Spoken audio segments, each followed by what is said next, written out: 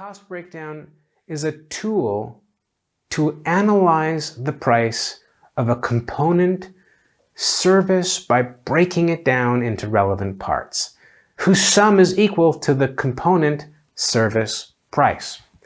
A properly created cost breakdown will allow us to easily analyze the production process and the costs associated with it so that we can make the best decision from an economic point of view. Now let's discuss the main advantages of this tool. The main advantages of using the cost breakdown.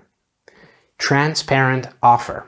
We want each item to be clearly defined, but it is equally important to have all of the components listed. The omission of any aspect of the process or any component can result in a lack of presented offer. Easy analysis. Having a completed cost breakdown at our disposal, we are able to easily analyze the process and understand where the final price of the product comes from. The possibility of comparison. When receiving a few cost breakdowns, we can compare most of the items with one another so that we are able to see where arises the differences in the final price of the product. Understanding the production process. Individual items in the cost breakdown should reflect the real production process. As a result, we will be able to compare whether the production process is the same in different suppliers and choose the process that is optimal for our request for quotation. The starting point of negotiations. After the analysis and comparison of several cost breakdowns, we will be able to notice the items that deviate from average values. Therefore, we can try to reduce the price by informing the potential supplier where we can see too large a deviation compared with the amounts received from other suppliers. Let's move now to the cost structure, which we will see in the cost breakdown. We have 7 main points which are included in the cost structure in the cost breakdown.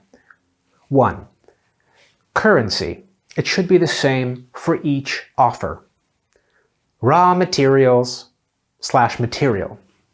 Information on the price and the type of material necessary to produce the final product. For example, steel, glass, plastic, and the like. 3. The cost of the production process. The cost estimate of the production process, for example, of pressing, injection molding, cutting, punching, sewing. 4.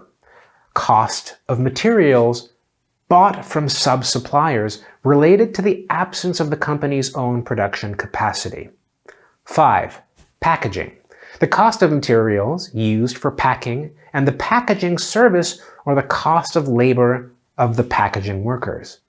6. Markups and profit, margin, patents, all administrative costs. 7. Transport. The costs related to delivery of goods according to the DAP terms. There is also one additional point which may affect quotation where you will need to purchase tools specifically dedicated to the project. 8. Tools. The cost of purchase, adaptation, renovation of production tools.